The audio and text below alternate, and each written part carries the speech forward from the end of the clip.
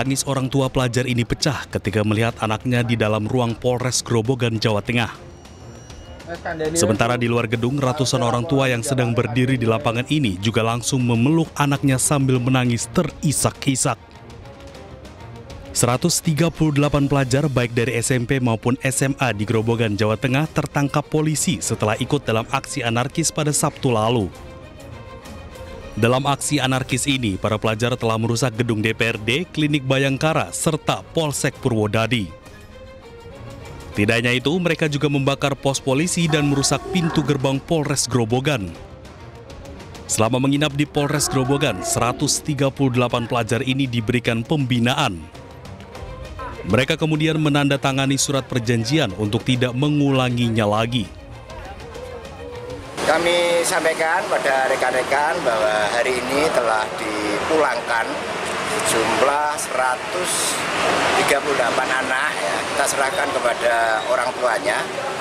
Tadi sudah kita saksikan bersama, didampingi dengan pihak sekolahan, kemudian juga ada Kemenak yang sudah memberikan suatu arahan-arahan dengan tujuan anak ini supaya bisa fokus belajar, kemudian bisa tumbuh kembang dengan baik dan ada pembinaan-pembinaan baik itu dari orang tuanya maupun dari pihak sekolah. Sementara itu, 3 remaja yang kedapatan membawa bom molotov masih ditahan di Mapolres Grobogan, Jawa Tengah untuk dilakukan pemeriksaan lebih lanjut. Mereka terancam hukuman 5 hingga 9 tahun penjara. Dari Grobogan, Jawa Tengah, Rustama Nusantara, iNews melaporkan. Pemirsa, Polda Sulsel menangkap 11 orang tersangka pengerusakan dan pembakaran di kantor DPRD Makassar dan DPRD Provinsi Sulawesi Selatan. Belasan pelaku tersebut diduga terlibat pembakaran, pengerusakan, dan mengambil barang milik negara saat aksi unjuk rasa pada Jumat malam lalu.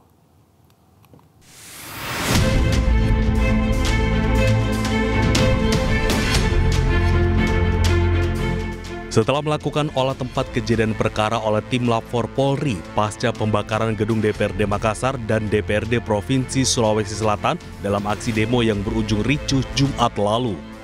Direskrimum Polda Sulawesi Selatan berhasil menangkap sedikitnya 11 orang terduga pelaku di beberapa lokasi berbeda di Kota Makassar, Sulawesi Selatan. Para pelaku ini diketahui adalah mahasiswa dan warga yang ikut dalam aksi unjuk rasa di kantor DPRD. Dari 11 orang yang ditangkap, 8 orang diduga merupakan pelaku pembakaran dan pengerusakan di DPRD Kota Makassar, sementara 3 orang lainnya beraksi di DPRD Provinsi Sulawesi Selatan. 11 orang tersebut telah ditetapkan sebagai tersangka. Polisi pun masih memburu pelaku lainnya untuk mengungkap motif kejadian dan mencari barang-barang milik negara yang sempat diambil oleh pelaku. Ada berbagai macam peran, ada yang melakukan pencurian ya, 363. Ada beberapa aset di sana yang dibawa, kemudian juga pengerusakan, ya, pengerusakan di kantor DPR itu, kemudian juga ada yang melakukan pembakaran. Nah, yang melakukan pembakaran ini kita kenakan pasal 187 ayat 3. Di sini membahayakan nyawa dan mengakibatkan meninggalnya seseorang. Ini diancaman hukumannya adalah seumur hidup atau penjara paling lama 20 tahun. Sebelumnya, aksi unjuk rasa di Makassar, Sulawesi Selatan pada Jumat 29 Agustus lalu berujung pada pembakaran gedung DPRD dan mengakibatkan 3 orang meninggal dunia. Dari Makassar, Sulawesi Selatan, Wahyu Ruslan, iNews melaporkan.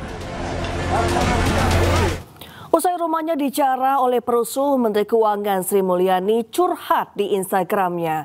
Ia merasa kehilangan karena lukisan bunga miliknya diambil oleh penjara.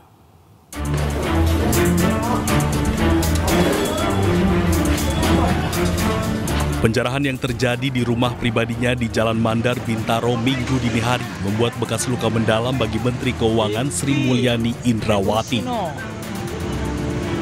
Melalui akun media sosialnya, SM Indrawati, bendahara negara itu memposting gambaran luka penjarahan terhadap dirinya dengan mengabarkan hilangnya lukisan bunga karyanya sendiri akibat dicuri penjara berjaket merah. Sri Mulyani mengatakan lukisan bunga yang ia lukis sendiri 17 tahun lalu itu merupakan hasil dan simbol perenungannya serta kontemplasi diri.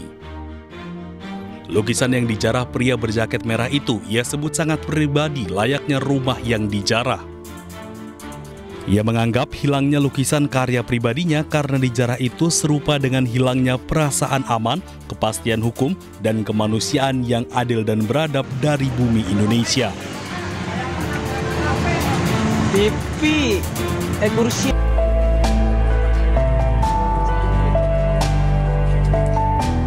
Simpati dan bantuan mengalir deras kepada keluarga almarhum Afan Kurniawan. Mulai dari Presiden, Ketua DPR, hingga Gubernur silih berganti datang ke rumah duka untuk memberikan ucapan bela sungkawa. Presiden bertemu langsung dengan keluarga dan menyampaikan bela sungkawa sedalam-dalamnya. Prabowo juga meminta Polri mengusut tuntas kasus kematian Afan Kurniawan. Saya bela sungkawa ya, baik-baiknya. Iya, kita Percaya sama Bapak. iya.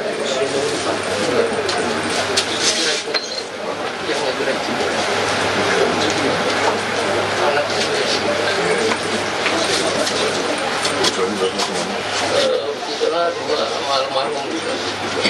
Tiga yang kecil. Ibunya ya. Iya, ibu.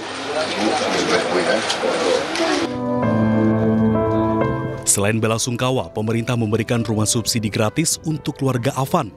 Hal itu disambut haru keluarga lantaran semasa hidup Afan bercita-cita membelikan rumah untuk keluarganya.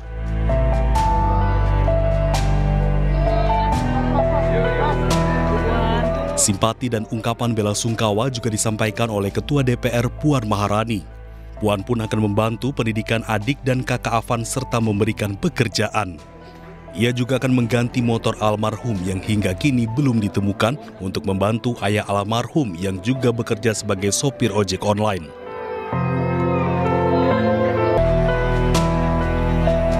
Afan Kurniawan menutup mata setelah ditabrak oleh kendaraan taktis Brimob pada 28 Agustus lalu.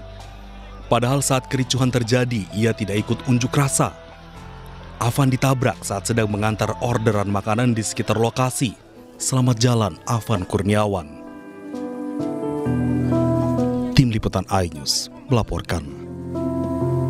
Ya, santunan kepada keluarga almarhum Afan Kurniawan juga disampaikan oleh Menteri Sosial Saifullah Yusuf. Kementerian Sosial akan membantu keluarga Afan untuk merintis usaha. Bela sungkawa sekaligus memberikan santunan, dan kami tadi sudah sampaikan langsung ke orang tua almarhum. Kami mohon ini diterima untuk tidak dilihat jumlahnya, tapi sebagai bagian dari kebersamaan pemerintah dengan warga yang sedang mengalami musibah. Mudah-mudahan ini santunan ini bisa memperkuat kebersamaan, memperkuat solidaritas, dan sekaligus ini menjadi momen bagi kita semua untuk saling belajar kepada peristiwa ini, belajar kepada sesama, sehingga ada yang bisa kita petik sebagai sesuatu modal ke depan. Tersangka kerusuhan saat aksi unjuk rasa di Jakarta bertambah menjadi 44 orang. Ayo sore akan segera kembali pemirsa, usai jeda.